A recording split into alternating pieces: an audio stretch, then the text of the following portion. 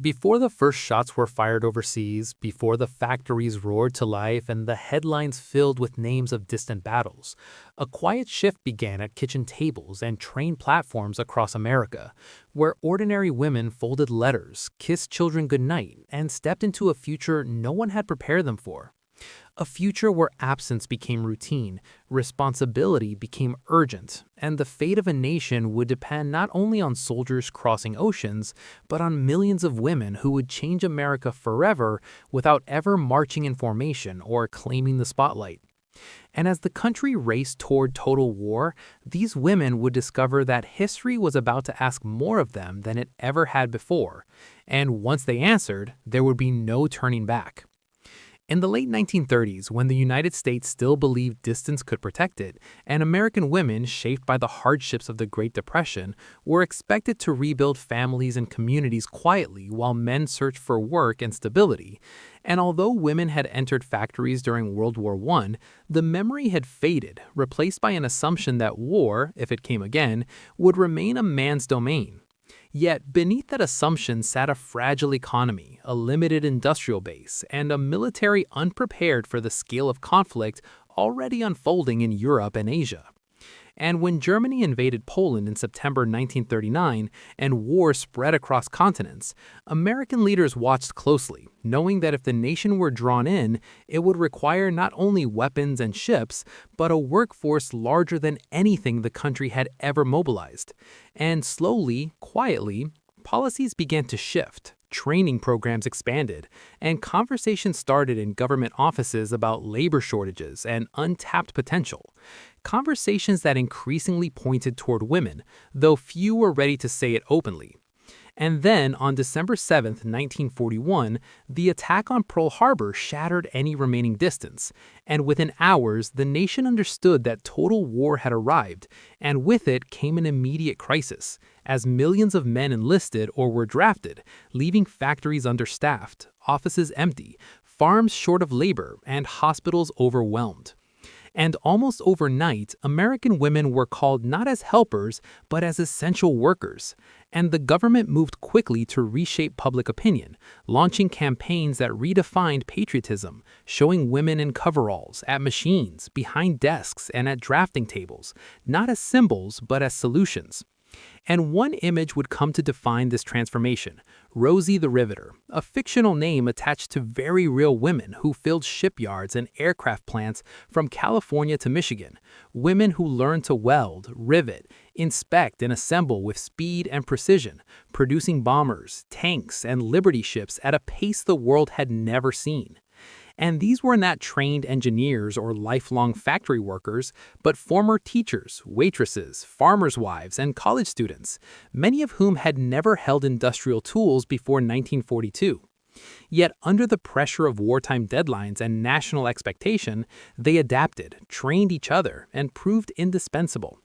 And by 1943, nearly 3 million women were working in defense industries, reshaping the American economy and challenging long-held beliefs about what women could do.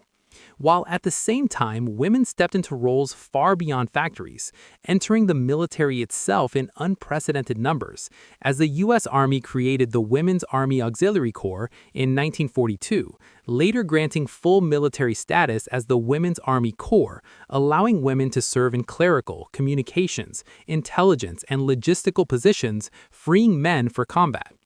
And soon, the Navy followed with waves, women accepted for volunteer emergency service, and the Coast Guard established SPARs, while the Marine Corps formed its own women's reserve, each branch carefully defining duties that avoided combat but demanded discipline, technical skill, and long hours. And thousands of women answered, undergoing basic training, wearing uniforms, saluting officers, and accepting assignments across the country and overseas, working as radio operators, cryptographers, mechanics, air traffic controllers, and administrators. And although they were barred from frontline fighting, their work placed them close to danger, especially those serving in Europe and the Pacific, where air raids, long shifts, and constant pressure became routine.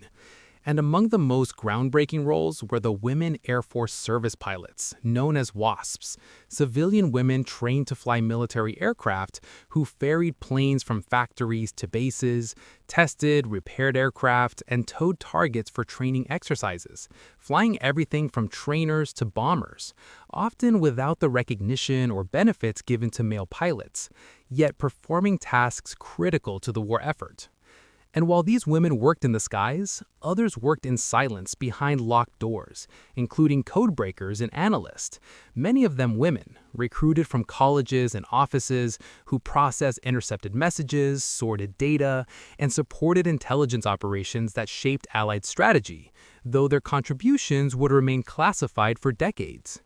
And alongside these roles were the nurses, tens of thousands of American women who served in the Army Nurse Corps and Navy Nurse Corps, deploying to field hospitals, hospital ships, and bases across the world, caring for wounded soldiers under exhausting conditions, often close to combat zones, maintaining professionalism and calm in moments of fear and uncertainty.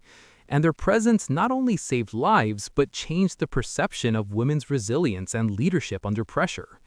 And back home, women managed farms through the Women's Land Army, keeping food supplies steady, and ran offices, schools, and transportation systems, keeping daily life functioning while the nation focused on war. Yet this transformation was not equal for all, as African American women already facing discrimination seized wartime opportunities while confronting segregation and limited access to higher-paying defense jobs.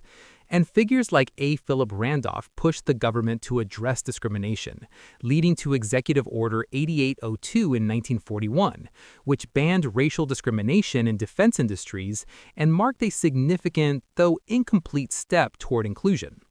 And Native American women, Latino women, and Asian American women also contributed across industries and services, each navigating unique barriers while supporting the war effort.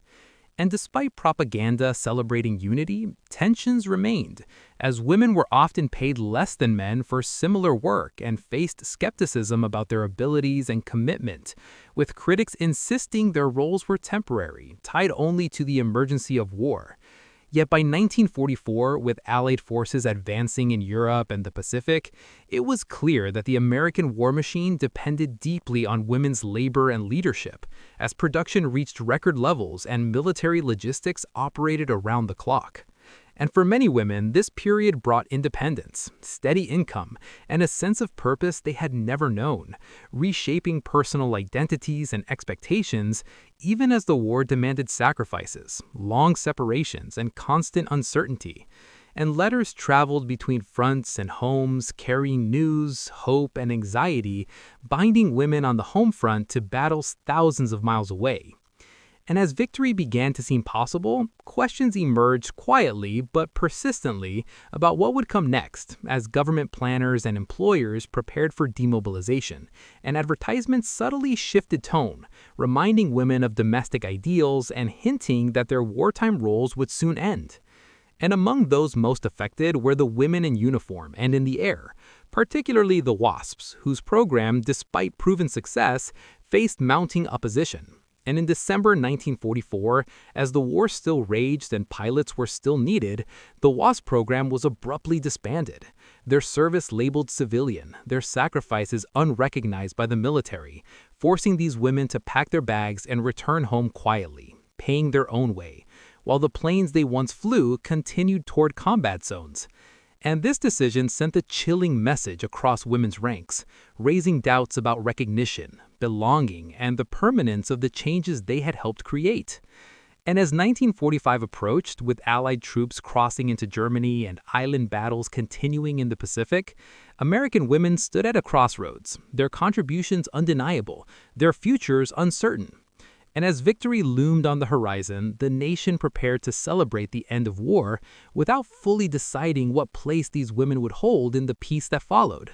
And just as the world seemed ready to breathe again, millions of women waited, watching headlines, listening to radio reports, and wondering whether history would remember what they had done or quietly ask them to step aside once more.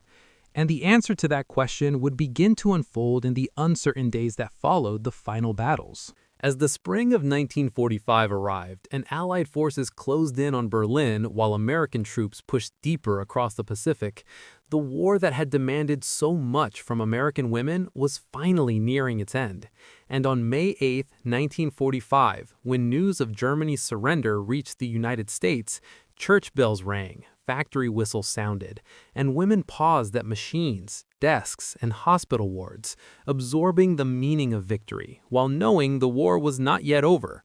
Because in the Pacific, the fighting continued with fierce intensity, and nurses, clerks, radio operators, and logistics staff, many of them women, remained at their posts, supporting operations that stretched across vast oceans.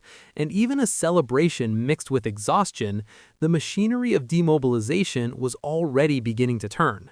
And with it came a shift in tone, from gratitude to transition, as government agencies and employers prepared for millions of servicemen to return home. And the question that had hovered quietly during the war now moved to the center of national life. What would happen to the women who had filled America's factories, offices, farms, hospitals, and bases? And the answer was neither simple nor uniform, because while wartime propaganda had praised women as patriotic workers, peacetime planning often assumed their departure, and advertisements, magazines, and radio programs began encouraging women to return to domestic life, framing the home as the next place where patriotism would be needed. And for some women, especially those who had always planned to resume family roles, this transition felt natural. But for millions of others, it felt like a sudden narrowing of possibility. Because during the war, they had earned steady wages, gained skills, and discovered confidence that could not easily be set aside. And yet, layoffs came quickly, as defense contracts were canceled and factories retooled for consumer goods. And women, often the last hired, were among the first released, sometimes within days of victory announcements. And in uniform, women faced similar uncertainty as the Women's Army Corps, WAVES, SPARS, and Marine Reserves began discharging personnel, thanking them for service but making clear that long-term military careers would remain limited. And many women left bases and offices carrying mixed emotions, pride in what they had done, and anxiety about what awaited them. And the injustice felt by the former Women Airforce Service Pilots lingered deeply, as these skilled aviators returned to civilian life without veteran status, benefits, or recognition. Their service records closed quietly, despite years of risk and responsibility. And though some found work in aviation-related fields, many were pushed out of the skies entirely, told again that flying was not a woman's place. And yet, even as doors closed, something fundamental had shifted, because the war had altered expectations, not just for women, but for the nation itself. And families, communities, and workplaces could not fully forget what they had witnessed. Women running complex operations, managing teams, solving technical problems, and holding together institutions under extreme pressure.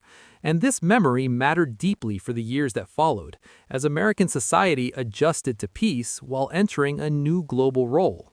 And the late 1940s and 1950s are often remembered as an era of domestic stability. But beneath that surface, the legacy of wartime women endured, shaping debates about employment, education, and equality. As many women who had worked during the war sought to remain in the labor force, even part-time, pushing against assumptions that married women should not work.